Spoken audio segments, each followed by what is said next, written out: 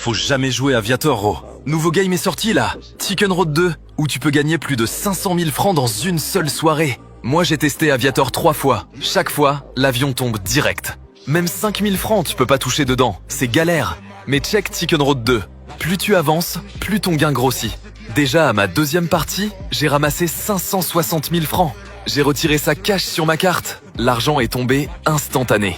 I could say all of my brothers and I had was that because our dad's a comedian, his job only ever existed once we had gone to bed, and our mum worked from home. She was a photographer.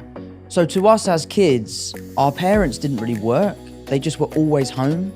So we had this amazing foundation where no matter any time of the day, either mum or dad would be at the house. And we felt so kind of solid as a family, which is why I kind of have this dream of one day having kids and putting my work to bed and just kind of being there as a dad. Because I really admire how my dad was around. You know, being a comedian is a very, very volatile job. The highs and lows are so extreme. And as kids, we never saw that. The only version of my dad I ever saw was the happy dad, let's go to the park. We used to play this game called Golf Goals where we would go down to the park. There's like this big blue metal goal and we would just fire golf balls into that goal every day, and he would give us 10p every time a ball went in the goal, and that was kind of the foundation of our golf and all that sort of stuff. So for me, broader than a core memory was the idea of always feeling connected and safe within my family unit. And I think a large portion of that is that my mum and dad have always been such a solid team, and they've always been there for us. Yeah, wow. Have they, as you've grown older, have they kind of opened up about some of the challenges that they were going through that they obviously didn't show you and your family when you were kids? Because I can imagine, we always talk about this, right? Like being a comedian is extremely difficult because you're making everyone else laugh. At the same time, it's a career path that, like you said, is completely volatile. Sure. Have they opened up as time's gone on, and how has that felt when you've gone from like seeing your parents always being happy to being like, oh wait, there was all this other stuff going on? Absolutely they have. And it's not even sometimes things that they've told us. It's just things that we've grown up to recognise. As a young kid, you know, you're not looking to how's my mum feeling, how's my dad feeling. And now as an older person, you know, those are things I care about. I want to call my mum because I know it will brighten her day. So that's all part of growing up, I guess. So seeing the way in which my dad's job affects him or my dad's job affects my mum is something we've all sort of come to terms with, and he's amazing at it. I mean, to be honest, I say affect, it doesn't really affect anyone. He's so good at handling it, which is a lot of why I feel like I am the way I am. For example, The Crowded Room's come out, the critics absolutely hated it. They thought it was the worst thing they've ever seen, and it doesn't really upset me.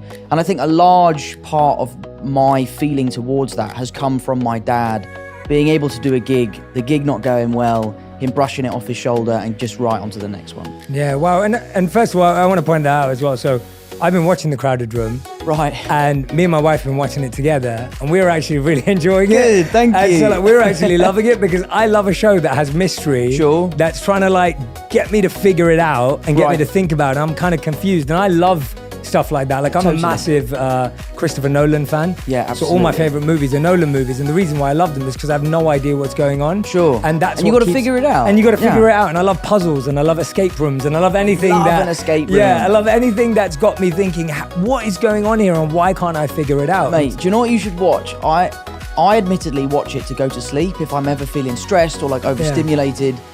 I watch this guy called Chris Ramsey. He's like a YouTube guy. He's a magician, but I just watch him solve puzzles.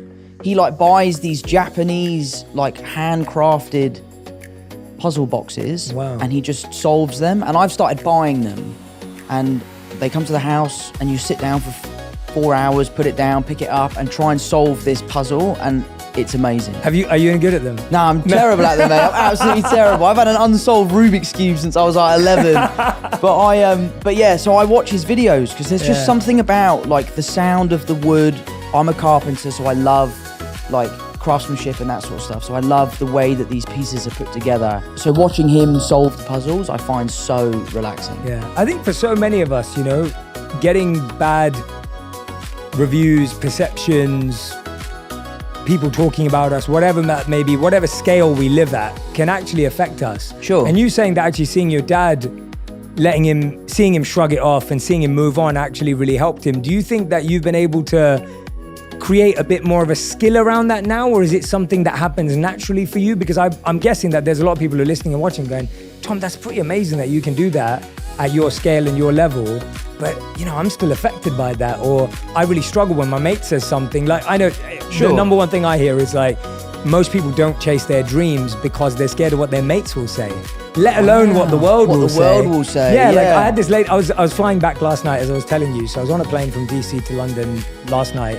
and the air hostess, she was wonderful, her name was Jeanette. She said to me, she was like, Jay, I really want to start a YouTube channel, but you just got to block out what your friends are going to say, right? And she was just worried about it. So that it's a very real thing. So I guess, have you kind of figured out a little formula for it, or is it just natural because you saw your dad and it's become easier that way? I think it's a little bit of both, really. I think it's something you definitely get better at. I'm really lucky that I have an incredibly strong group of friends. Like, one of my best mates just called me up earlier to say he'd seen the 5th episode, and he's like, I know what happens in the show and I'm still loving it. The people I'm watching it with have no idea what's going on, but they can't wait for the next one. Yeah. So, I really, really hold high the opinions of people that I really care about.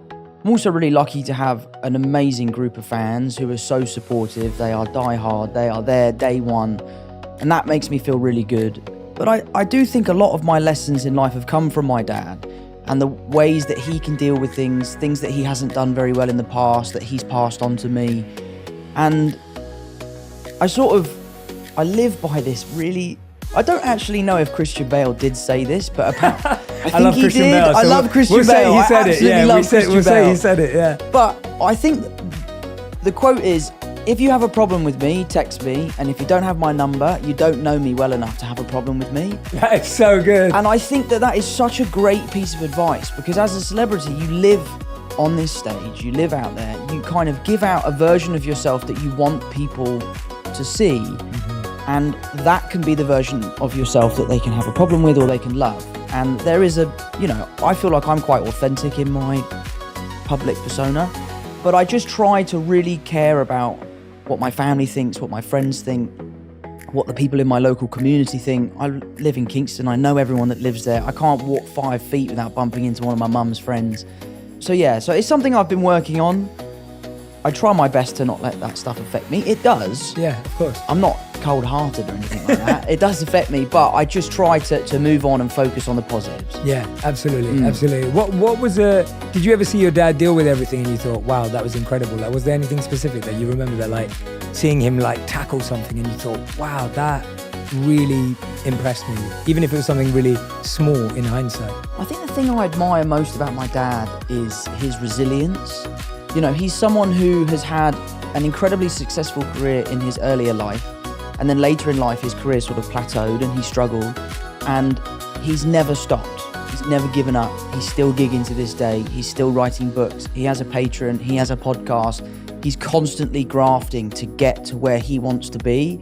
And I think being a young kid and seeing your dad continually working as hard as he can to kind of put his best foot forward, for me, has been a huge drive for my work ethic. I'll give it 100% or I'll give it nothing. And I think a lot of that has come from my dad and seeing him deal with that. The funny thing about my dad is, you talk about doing a bad gig. I must have seen him 20 times. I've never seen him do a bad gig. He always seems to absolutely rip it. But maybe that's just because we're in the audience. But no, I owe a lot to my dad, and a lot of the teachings are things he's told me and things I've just witnessed him do. Yeah. And was there ever a piece of feedback or a rumor or something you saw that did affect you, where you actually thought, or at least made you stop and go, God, I'm trying to see the positives, but this one's tough. Like this actually made me have to pause and figure it out. Something that did really upset me, I was in New York, I was shooting The Crowded Room, and I was having a really hard time with the job just because of how taxing it was, the emotional capacity that I was having to get to every day. And I decided to delete my Instagram because I just felt like I was so addicted to